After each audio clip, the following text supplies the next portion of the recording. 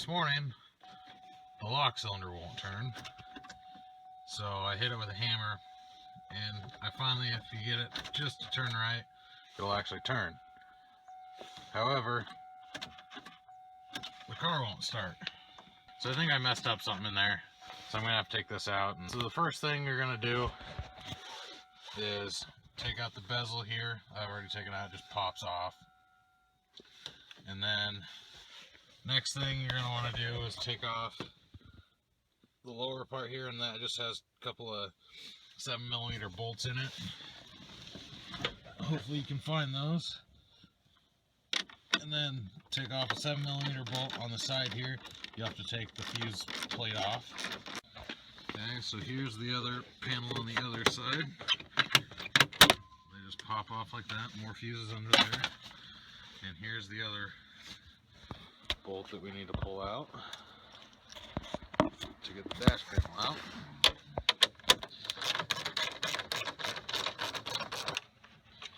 So we got that off.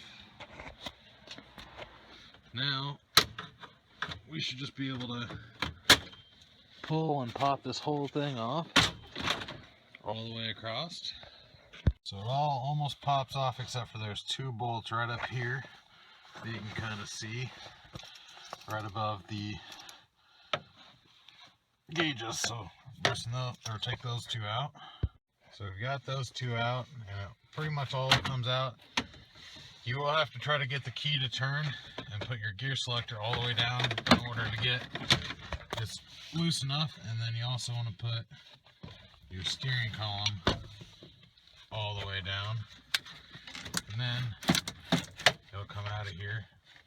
Then there's a few plugs that you'll have to take out, and it should just pop right on out. So we've got the dash up and out of the way. So the next thing to be able to pull the lock cylinder out, you're going to have to remove these two bolts here, but you also have to remove this panel, the metal panel down here. If you can see, there's a bolt up in there on each side, so you're going to need a 10mm socket and a long extension to get to it. So we're going to go ahead and pull those out. Now we've got the 4 bolts out to hold that in. We removed that, and we've got the 2 bolts that hold the lock ignition in place. So now just press it back, and then we're going to have to slide it to the side here. You can get up under here and pull it backward, kind of twist at the same time, and there we go, we're out there. So when taking the clips off, it's pretty easy. You have a clip there, you gotta push down, push out, then there. And then you gotta take your parking lock brake off. That's just a clip on the back side here.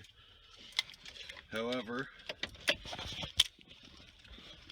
the pass key wires are a little bit more complicated.